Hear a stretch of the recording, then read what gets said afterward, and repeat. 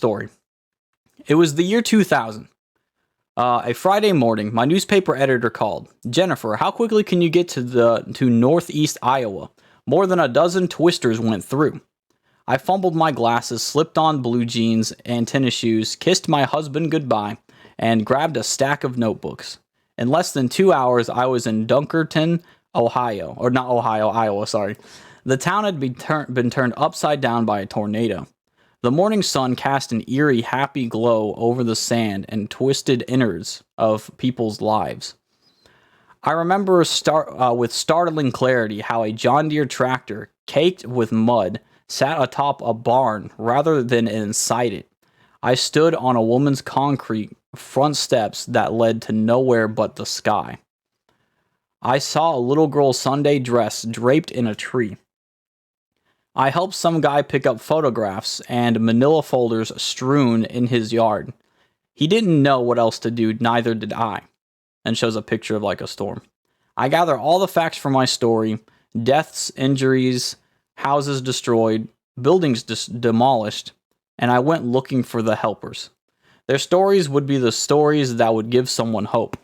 Look for the helpers. Mr. Rogers said it first.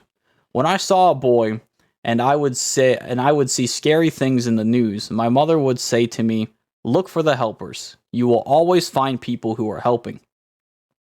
So that day I looked for the helpers. Someone suggested I drive up to a 120-year-old country church that had been torn to shreds. I found the church between a couple of cornfields. Most of it was destroyed, but the glass doors were remarkably still intact. The doors weren't shattered, just scratched. Inside, I found the pastor. His black pants and minister's collar were covered in dirt. He introduced himself as Pastor Dean. I asked a few questions. I wrote down his answers. 2 men stood up by the altar, one wiping tears with the back of his hand. Women who had overseen potlucks and bridal showers carried out kitchen utensils and coffee cups. A few guys walked by us carrying the pulpit. These were the helpers. The pastor told me he didn't know what he was going to preach on Sunday. 200 people would look to him for spiritual guidance. He figured he'd be bold enough to make the promise, "We'll be back up and running again." That was 15 years ago.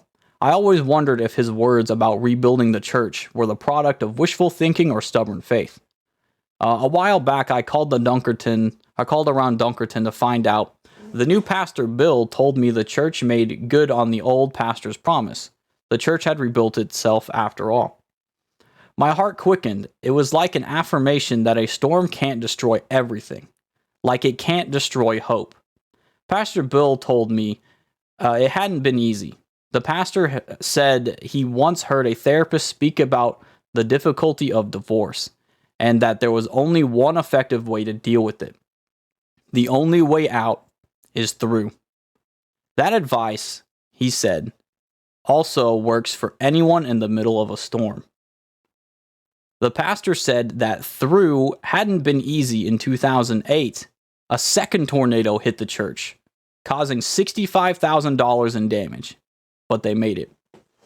And get this, remember the doors I told you about? They still have the same glass doors. They stand at the entrance to the nave. Those glass doors, scratched and marred as they are a poignant reminder to everyone who goes in or who goes out. They remind everyone that the good pastor is right. The only way out is through, and Christ is the way. There's a reason I'm telling you the story today. I'm writing to you about a storm, because some of you are in one right now. It's swirling about you, and you can hardly see the hand in front of you, in front of your face. For some of you, the storm has passed and you're picking up the pieces. It is so tempting to tie the neat theological bow around our storms. I will resist the urge to do that today, because that would be like putting a fresh coat of paint on a leveled barn. So let's just sit in the rubble a while together, right down in the mess. We shall weep together, and we shall go through together. We shall walk through the door, and the door is Christ. And that's a door that always stands. I don't know what your storm is today, but I assume that a lot of you are in one right now. The news is a constant swirl of turmoil, and some of your storms are happening behind closed doors, where no one else can see. Maybe we can promise each other that God can rebuild what has been broken. Maybe we can remind each other that the door still stands. Maybe we can look for helpers. Maybe we can be the helpers.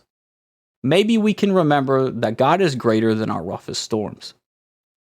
And together we can know this: the storm will not destroy us. It will prove the strength of the one who holds us. And that was pretty much the end of that entire article. And I read that and I was just like, wow. It's like, that was just something really powerful to me. We can be the helpers. You need to find yourself some helpers. And that's what's important for you. If you want to get through your storm, my gosh, it does help to have some helpers with you. And I'm serious.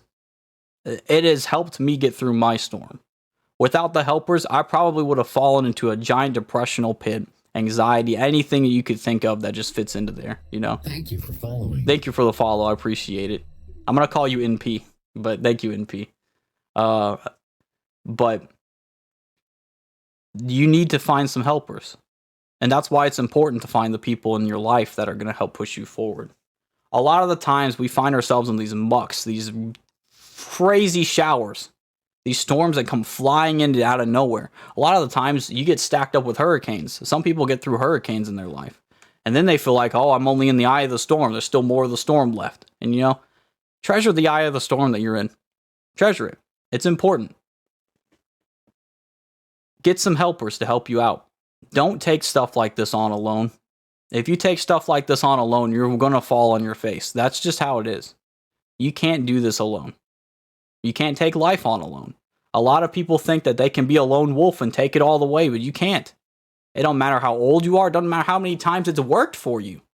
You can't do that. You can't. Not by yourself. You need people. You need someone around you. You need a pillar to lean on. You need something. Something. Even if you don't believe in God, or if you do believe in God, you need the pillar, all right? Whether your pillar is God, or if your pillar is your mother, your parents, you know, someone, a friend that you can hold and just like, you know, let it all out kind of the deal. There's a lot of rough storms we go through in our lives. You need to open up about it. Don't let it bottle up inside of you. The more and more you let something bottle up inside of you, the more and more it's going to be like a bomb. And when it goes off, you're going to hurt yourself. And that's not good. You need to get some helpers. There are plenty of helpers out there, but you got to look for them. Sometimes helpers will walk in your path and be like, yo, I'll help you out. Sometimes you need to look for them. Sometimes your helpers aren't the people you're around. That's an important thing I had to learn. My helpers weren't around me. People weren't helping me. People would rather tell you, and me, what I did wrong, but not help me get through it. So that's also, I saw another thing on Facebook too. Get yourself a friend who will pray you through something and not one that keeps you inside of something. It's important to do that.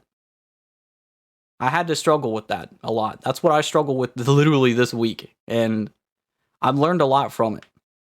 I speak from my own experience on this, is that the only reason I'm pretty much way better right now after a few days rather than an entire week or 2 weeks was because I had some people helping me. I had some right people push me in the right direction. Tell me what I did wrong and help me understand. And that's the kind of friends you need. Those are the kind of people you need in your life.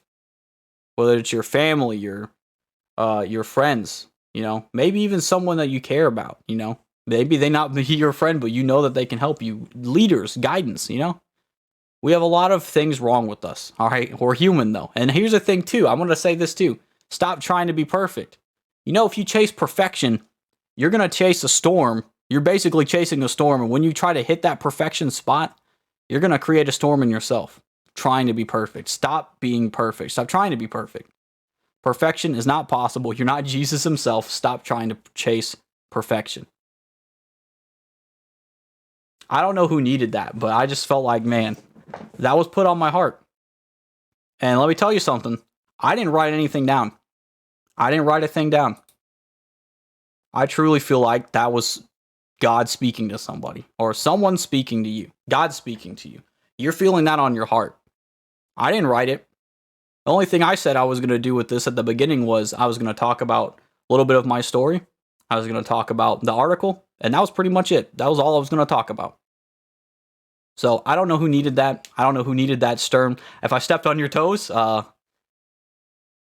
hope it was a good stepping at least. But we all go through storms in our lives. We're not perfect, and we all need help at some point. I'll speak on this too. Through Waverly, Tennessee. It's the one that got flooded that I mentioned earlier in the stream.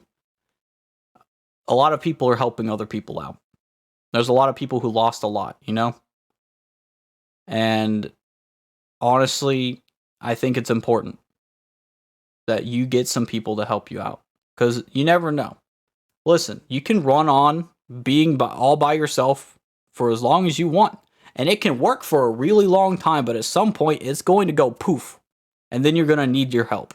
You're going to need help from some people, whether it be from other people, whether it be from just getting guidance from God. You're going to need some help at some point.